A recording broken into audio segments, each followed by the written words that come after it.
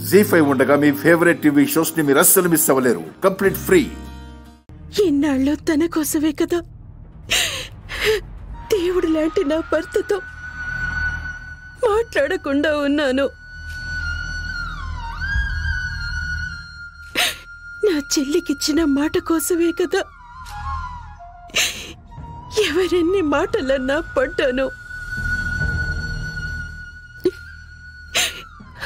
ఆద్య మామూలు మనిషి అయిపోయిందని సంతోషపడే లోపే తనని దూరం చేసి బాధ పెడుతున్నావు. ఒక పక్క కూతురి ఇష్టాన్ని వద్దని చెప్పాలో లేదంటే ఇష్టంగా సాగనంపాలో తెలియట్లేదు. సంధ్య, నీకిచ్చిన మాట ఎక్కడ నిలబెట్టుకోలేకపోతున్నానోనని బాధగా ఉంది సంధ్య.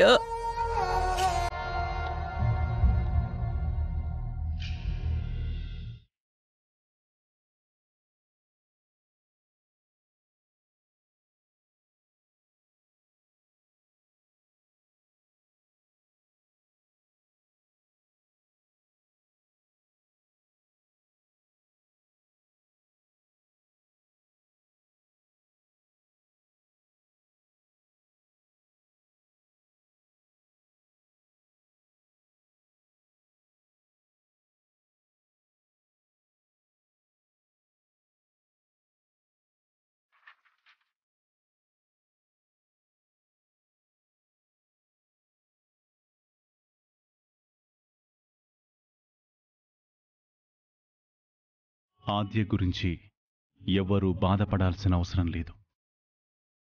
ఎందుకంటే ఈ ఇంట్లో పుట్టిన రామలక్ష్మి కూడా ఏదో ఒకరోజు అత్తారింటికి వెళ్ళక తప్పదు. అలాంటిది ఆద్య మాత్రం ఇక్కడే ఎందుకు ఉండాలనుకుంటుంది?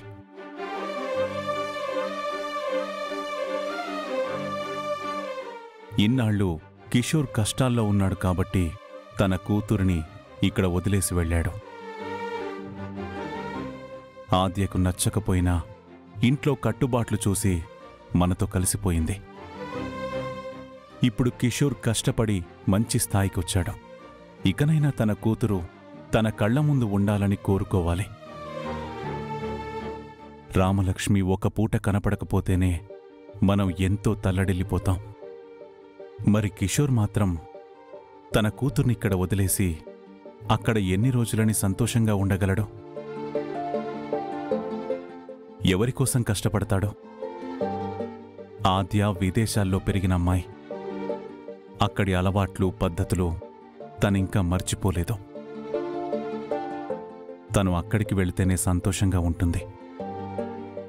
ఏ తల్లిదండ్రులైనా కోరుకోవలసింది తమ బిడ్డల సంతోషమే.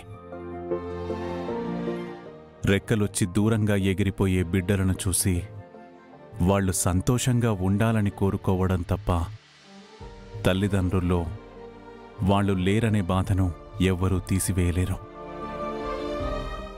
మనం చేయాల్సిందల్లా వాళ్ళ జ్ఞాపకాలతో బ్రతికేయడమే.